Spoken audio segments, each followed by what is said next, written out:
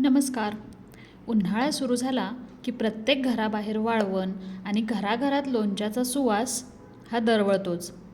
पण बाजारातील रेडीमेड मसाल्यापेक्षा घरच्या मसाल्याची चव काही वेगळीच असते.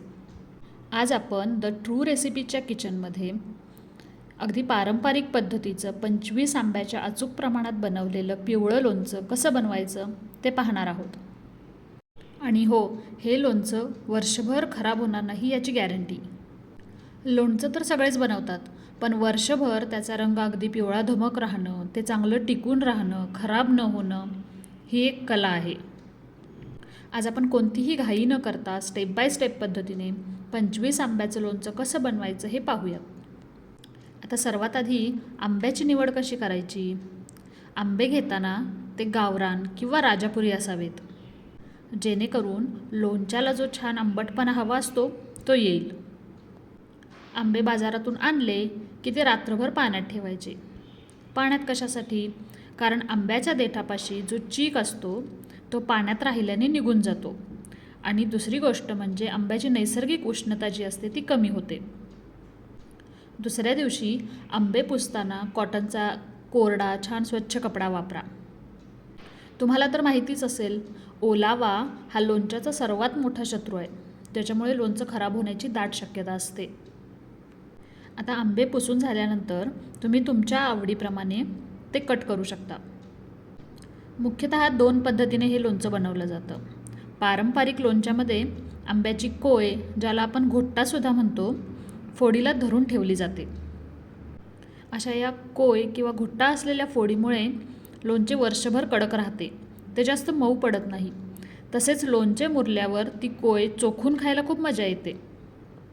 आता हे आंबे लोणच्यासाठी फोडताना त्यासाठी खास वेळी मिळते, जशी मी वापरली आहे, किंवा अगदी वेगळ्या शेपची किंवा वेगळ्या माठाची असेल. ही अगदी मजबूत आणि धारदार अशी असते. त्यामुळे आंब्याचे प्रथम 2 उभे भाग करून घ्यायचे, कोयीसकट बरं का. त्यानंतर त्यातली कोय काढून राहिलेल्या अर्ध्या भागाला स्वच्छ पुसून त्याचे तुकडे तुकडे करायचे. बरं, ज्यांना मऊ लोणचे आवडते ते आपले नेहमीच्या पद्धतीने कोयीच्या बाजूचा भाग घेऊन फोडी करू शकतात. आता या फोडी चिरताना आणखीन काय काय काळजी घ्यायची? तर फोडींचा आकार हा खूप लहान नाही ठेवायचा, कारण मीठ लावल्यानंतर त्या फोडी आकसतात. मध्यम आकार साधारणतः 1 ते 1.5 इंच हा उत्तम. आंबा चिरल्यानंतर कोयीच्या आतमध्ये एक जी पातळ पांढरी त्वचा असते किंवा पापुद्रा असतो, तो हाताने काढून टाकायचा. तो लोणच्यात राहिला तर लोणचं लवकर खराब होऊ शकतं. आता आपण साहित्याकडे वळू. हे साहित्य मध्यम आकाराच्या 25 कैऱ्यांसाठी आहे बरं का. तर त्यासाठी आपण अर्धा किलो मोठं मीठ म्हणजेच समुद्री खडं मीठ वापरणार आहोत. त्यानंतर 200 ग्रॅम मोहरीची डाळ, पाव किलो लसूण स्वच्छ सोलून घेतलेला आहे, मेथीदाणे 1 चमचा, काळी मिरी अर्धा तोळा, लवंग 1 तोळा, हळद आणि तेल, पाव किलो तेल इथे आपण वापरतोय. आता हे सर्व कोरडे मसाले वापरण्यापूर्वी एकतर कडक उन्हात वाळवून घेतले किंवा मग कढईत हलके गरम करून घेतले तर लोणचं टिकण्याची खात्री 100% वाढते. जसं मी म्हटलं, इथे आपण 1 तोळा लवंग घेतली होती, म्हणजेच 10 ग्रॅम. लवंगामुळे लोणच्याला एक छान तिखट सुवास येतो आणि ते बुरशी रोखण्याससुद्धा मदत करते. त्यानंतर आपण घेतली अर्धा तोळा म्हणजेच 5 ग्रॅम इतकी काळी मिरी. काळी मिरी कमी घेतली कारण त्याच्यामध्ये नैसर्गिक तिखटपणा असतो आणि ते सुद्धा अगदी लवंगासारखंच काम करतं बरं का. मेथीदाणे इथे आपण 1 टीस्पून 1 चमचा वापरतोय, ज्याच्यामुळे लोणच्याला ती पारंपरिक चव येते. पण लक्षात ठेवा, मेथी जर का जास्त झाली तर लोणचं कडवट होऊ शकतं, म्हणून प्रमाण हे अचूकच ठेवा. आणि मसाले गरम करताना मंद आचेवर अगदी 2 ते 3 मिनिटांसाठी गरम करा, म्हणजे ते करपले नाही जाणार. इथे आपण 25 आंब्यांसाठी 200 ग्रॅम मोहरीची डाळ वापरतोय. लोणच्याच्या पिवळ्या रंगासाठी आणि लोणच्याचा मसाला घट्ट होण्यासाठी मोहरीची डाळ महत्त्वाची आहे. ही हलकी गरम करून घेतल्याने त्यातील खवटपणा निघून जातो. जेव्हा ही मोहरीची डाळ तेलात आणि आंब्याच्या रसात मिसळते तर ती काही दिवसांनी मुरल्यानंतर छान फुलते. त्यामुळे लोणच्याला एकतर छान दाटपणा येतो आणि मसाला फोडींना घट्ट चिकटून राहतो. इथे आपण अर्धा किलो मोठं मीठ म्हणजेच खडा मीठ घेतलं आहे. नेहमी साध्या मिठाऐवजी हे समुद्री खडे मीठ वापरले की ते चवीला छान लागते. मीठ एकतर नैसर्गिक प्रिझर्वेटिव्ह म्हणून काम करतं, ज्यामुळे आपलं लोणचं खराब होण्याची शक्यता कमी होते. आता इथे भाजलेले सर्व मसाले जसे की मेथीदाणे, लवंगा आणि मिरी आपण मिक्सरला जाडसर वाटून घेणार आहोत. हे मसाले चांगले बारीक व्हावे म्हणून यामध्ये थोडीशी मोहरीची डाळही टाकली, जेणेकरून ते एकजीव होतील. हे मसाले खूप बारीक किंवा पूड न करता त्यांचं टेक्स्चर अगदी मोहरीच्या डाळीसारखंच राहील याची आपण काळजी घेतोय, जेणेकरून सर्व मसाला एकसारखा बनेल. हा भाजलेला मसाला बारीक केला की काय सुगंध सुटतो, वा. यानंतर भाजून घेतलेलं मोठं मीठ का भाजलं तर त्यामध्ये थोडासा ओलावा असतो, तर हे भाजून घेतलेलं मीठ आपण मिक्सरला थोडंसं फिरवून घेणार आहोत, जेणेकरून तेही एकसारखं होईल. आणि मसाल्यांप्रमाणेच अगदी बारीक न करता थोडी जाडसर भरड करून घेणार आहोत आपण. आणि तुम्हाला तर माहिती असेलच, आपल्या आयांना आज्यांना मोठं मीठ का बरं आवडतं. ते नेहमी म्हणत असतात की या मिठाची चवच वेगळी. आणि हो, खडे मीठ हे आंब्याच्या फोडींना कुरकुरीत किंवा क्रंची ठेवण्यासाठी मदत करते. अगदी वर्षभरानंतरही या फोडी ताज्या वाटतात. इतर मसाल्यांप्रमाणेच आपण इथे मोहरीची डाळही थोडीशी मिक्सरला फिरवून घेतली आहे. बारीक न करता थोड्याशा डाळी फोडून घेतल्या.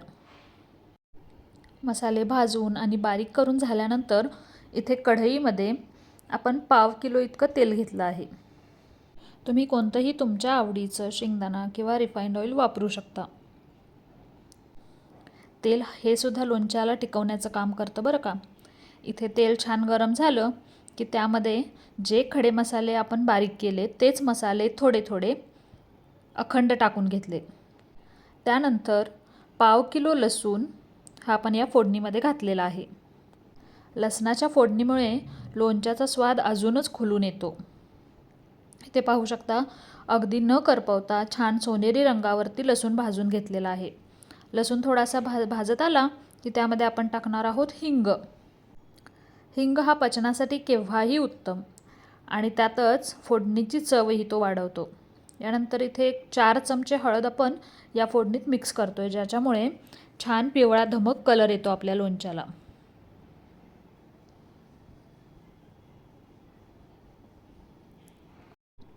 आता हे सर्व बारीक केलेले मसाले, ज्यामध्ये मोहरीची डाळ आपण बारीक करून घेतली होती, त्यानंतर मोठं मीठ थोडंसं मिक्सरला फिरवून घेतलं आणि लवंग, मिरी, मेथ्या यांची पूड आणि साखर ही ऐच्छिक आहे. जर तुम्हाला लोणच्यात थोडासा गोडवा आवडत असेल तर टाका, नाही तर नका टाकू. आता इथे आपण तयार झालेल्या कैरीच्या फोडींना हळद आणि मीठ लावून थोड्या वेळासाठी ठेवून दिलं होतं. असे केल्याने कैरीमधील एक्स्ट्राचे पाणी बाहेर पडण्यासाठी मदत होते. लोणच्यामध्ये जर का पाण्याचा अंश जास्तीचा राहिला तर ते खराब होण्याची किंवा त्याला बुरशी लागण्याची शक्यता ही अगदी 100% असते.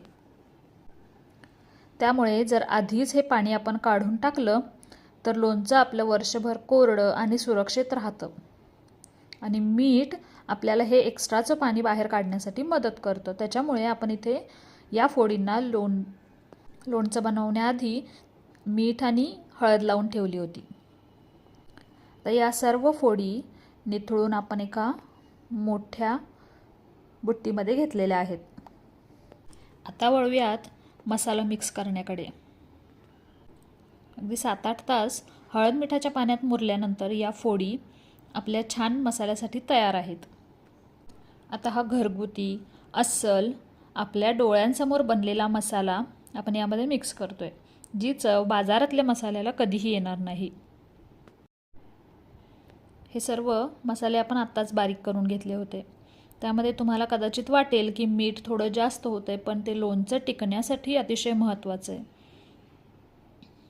आणि त्याचसोबत जर का तुम्हाला आंबट गोड चवीचं लोणचं आवडत असेल तरच इथे साखर वापरा, नाहीतर ती स्किप केली तरी चालते. मसाले थोडे मिक्स केल्यानंतर इथे जी आपण खड्या मसाल्यांची आणि लसणाची फोडणी बनवली होती तीसुद्धा यामध्ये आपण मिक्स करून घेऊ. लक्षात घ्या, हे मसाले कोरड्या हाताने किंवा कोरड्या पळीनेच मिक्स करा. प्रत्येक फोडीला मसाल्याचं छान कोटिंग लागलं पाहिजे. पाहताय ना काय सुरेख रंग आलाय, बघून तोंडाला पाणी सुटलं ना. तर हे आहे आपलं अस्सल पद्धतीचं लसणाची फोडणी दिलेलं पिवळं आंब्याचं लोणचं. वर्षभराची साठवणूक झाली, हे आता पक्क. ही रेसिपी तुम्हाला कशी वाटली?